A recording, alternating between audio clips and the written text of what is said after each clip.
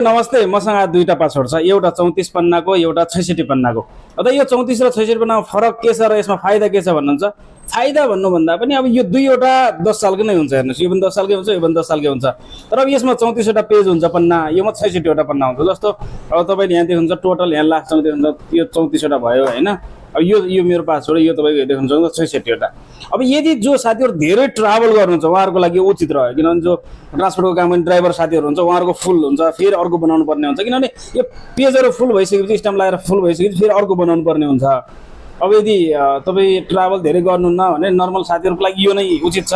अब यो अलि सस्तो हुन्छ, अलि महँगो हुन्छ, तर धेरै ट्राभल गर्ने ब्लगर साथीहरु या तपाईको एक्टरहरुको लागि त भइ नै हाल्यो। अनि यो जो ट्रान्सपोर्टको ड्राइभर साथीहरु जो एक देशदेखि अर्को देश धेरै जानुहुन्छ उहाँहरुको लागि उचित हुन्छ है।